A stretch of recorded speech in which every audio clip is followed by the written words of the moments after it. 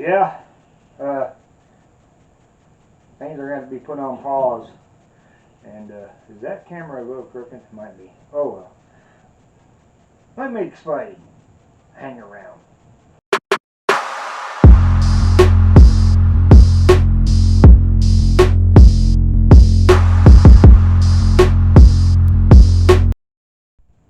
Boom, what's going on, everybody? No, I'm not on my motorcycle.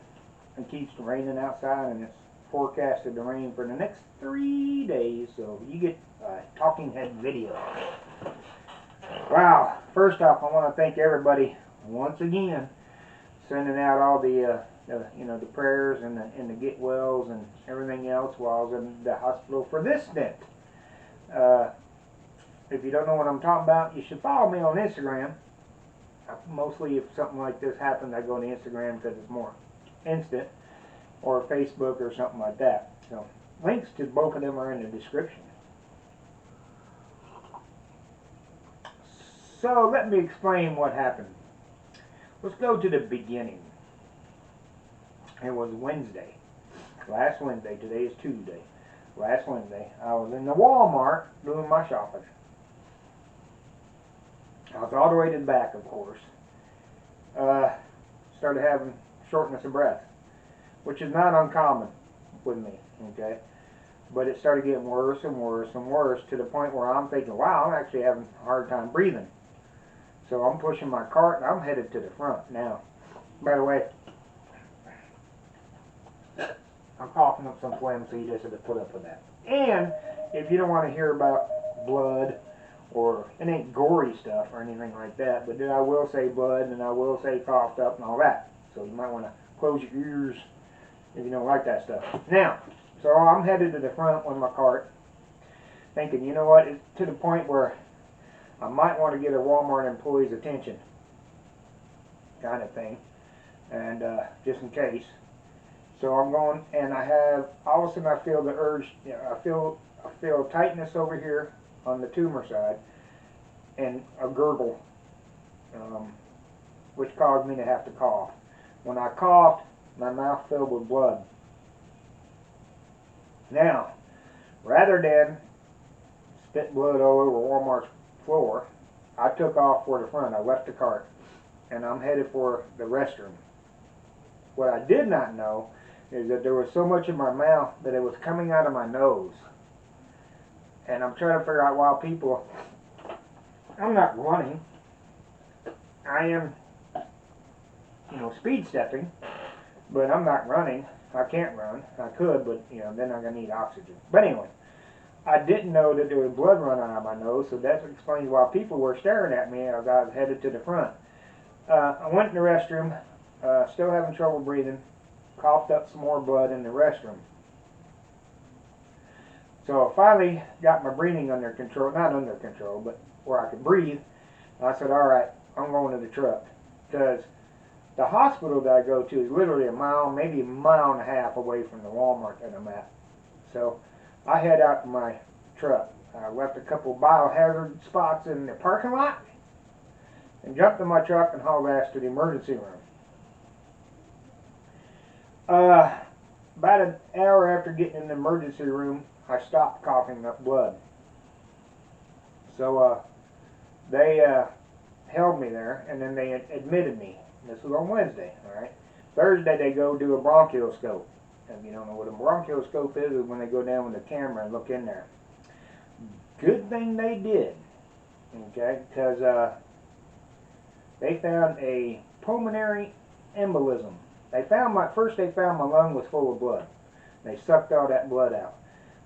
Then they found a pulmonary embolism in there. And if you get on your computer and type in pulmonary embolism, the first thing that comes up underneath of it is, it said in red, the one I looked up, in red, it says requires immediate medical intervention. In red, okay? So they found basically a clot, a blood clot. What's going on is this. Originally, when the tumor was found, it was 12 centimeters by 12 centimeters. Right now, it is 4.2 by 1.3 centimeters, it has shrunk quite a bit. Okay? And the good tissue around it is being kind of stressed out because it's shrank down so much. The good tissue is like, hey, holy cow, okay, that's what's going on. So they found a clot in there, and of course they had to remove it because if that thing come loose or fell out, it'd be done, you know, that'd be it. So they removed the clot, and they cauterized as much of the bleeding as they could of the good tissue. This is not the tumor. And then instantly, as soon as I come out of that, they woke me up just enough to go, okay, we're sending you over to IR. IR is intravenous radiation. And if you ever have anybody you know you may have a stent or anything, that's how they do it. They go in your thigh and they put a stent in or whatever. In my case, I have a coil pack in my main artery, if you don't know that, to my left lung, which is put in by IR, intravenous radiation. And it's a coil pack in there that blocks off the main blood supply to my left lung. Okay, so they sent me back from the bronchoscope right over to the radiation deal, intravenous radiation, and then they put 2 more little coils in there, small coils, which I'll show you this. Check this out right here. I'll put it here on the screen. What you're looking at is an X-ray of my chest. This one's kind of neat. I don't know which way it's showing you on there, but the spaceship-looking little thing is actually my port. It's my matrix download port, I call it. What you look at, what it is, that little round spot in the center of that thing is actually right here in my chest and underneath my skin, right there. And that round spot in the center of that spaceship-looking thing is a diaphragm, and that's where they plug in, you know, the big needle to give me my medication. If you look at the tube or the hose, it's going up over my collarbone. It's actually fused to my jugular. So that's how I get all my immunotherapy every 3 weeks. Is right there. They plug it in, fill me full of the good juice, and let me go. So that's what that is right there. I thought that's kind of neat. That's the first X-ray I've seen with that in it.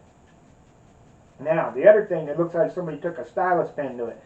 The big one is the coil that's blocking my artery, okay, to my left lung, the main artery, main blood supply.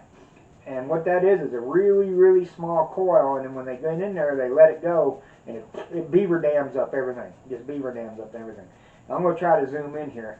If you look to the top left just a little bit, kind of, and the bottom right just a little bit, you see 2 dots. Those are actually super small coils that are now blocking some veins and some vessels to stop the remaining part of the bleeding, because it was what they call oozing, and they can't cauterize oozing kind of stuff.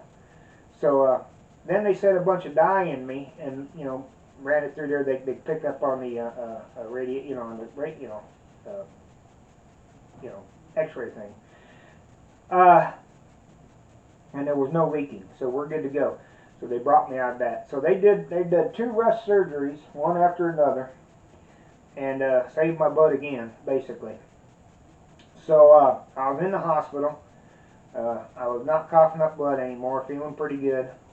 So they let me go home. That was Thursday. Let me go home Friday at 2 in the afternoon. They said, go on home and discharge me. By Friday p.m., I laid down to go to sleep at 8 p.m. or 10 p.m. and started coughing up blood again. All kind of blood. Zoom. Rushed to the emergency room. They admitted me to the hospital. Of course, this is Friday night. Saturday, my oncologist assistant came in and talked to me and said, well, we're going to keep you, basically, we're going to keep you alive over the weekend, and then Monday we'll figure out what to do. So Monday came, and everybody, pulmonary, IR, oncology, the board of people that, you know, make decisions on my case and all that stuff, and a couple other specialists, all got together and they're talking about it. This was on Monday, right? Now on Saturday evening, or actually Saturday night around 8 o'clock was the last time I had coughed up any significant amount of blood. And so they're thinking it was residual. They were thinking kind of like, you know, you're under stress and all that stuff during the surgery, and then they sent me home and I relaxed and everything kind of started dripping kind of thing, right? And but it was going to stop, they thought. So they just kept an eye on me until what's today? Oh my gosh, until Monday. You know, like the whole weekend, like I said, I stopped coughing up blood on Saturday. It was the last time I coughed up any significant amount of blood. So they said, you know, we think we're okay here. They don't want to do another, if they have to, they will do another surgery. So they said, let's go home, let me go home. Like I said, it's been Saturday, this is Tuesday. And let me go home yesterday, Monday, and they said, if I cough up more than 50 cc's of blood, I need to come back. So, and I know I got a measuring cup if I start coughing. But so far, the longer I go without coughing up any blood, the better, it looks like it worked, kind of thing, But if I do, they'll have to go back in and do both procedures over again. They'll do a bronchoscope, see what's going on in there, and see if they can cauterize some more stuff, and then go to IR and do the whole coil pack again, or do something. So, wow, so, what that means is things are on hold for the moment. This video today was going to be a video I've already got recorded and edited about my plans. I was going to go to the Stubborn American rally up in Moyers, Oklahoma at Adam Sandoval's place, which I did, like I did last year. And then Forgotten Angels is coming up at the end of October, and I'm going to go to that. Both of them are on hold at the moment, okay? Especially the Stubborn American. Just can't risk getting up there and then something happened, especially there. That's kind of rural, and then something happened, and they want me to just hang out, relax, and make sure that this is going to take a hold and nothing else happens. If it happens, I got to be, I got to be pretty dang close, to a hospital. So, yeah, that's it, guys. And they threw me for. Oh, let's not forget. Let's not forget. This episode's famous women I'd like to date. And I almost forgot about her. I don't know why. But I'd like to date Drew Barrymore. I think me and her will get along pretty good, too. So you know how it goes. If you know anybody that knows somebody that could get a word to somebody that might know somebody that could pass a note to somebody that knows somebody that might be able to get a word to Drew Barrymore, that I am available. Hey, Drew, give me a call. So, yeah, like I said, it just kind of sucks. I look forward to them two big things each year, and every 6 months with Forgotten Angels. It just, I ain't saying I ain't going to be there. I ain't saying that, I'm just saying I have to wait and see. It's all up in the air right now. So, but I will keep you updated. Trust me, I will keep you updated. So, like I said, thank you to everybody that sent me the well wishes and all that stuff. The get betters and the prayers. I do appreciate it greatly. Follow me on Instagram, Facebook. You get more faster updates. Be sure to leave a thumbs up. That gives that middle finger to YouTube, the algorithm. Subscribe. That close to 1,000 subscribers. Hey, thank you, Kraken's Garage, for giving me a shout out. Thank you very much. You're an awesome dude, man. Well, y'all know how it goes. If you have served, or if you're currently serving in the military, if you're a firefighter, EMS, first responder, especially law enforcement, if you're in the healthcare industry, battling out on the front lines of this pandemic, trying to keep us well, and putting yourself at risk and keeping my ass alive, if you're a truck driver out there delivering them goods, if you vote and participate in government activities and stand up for your rights, you're awesome. We appreciate everything you do for us and the sacrifices you and your families have made. Ladies, flash a stringer today. Boom.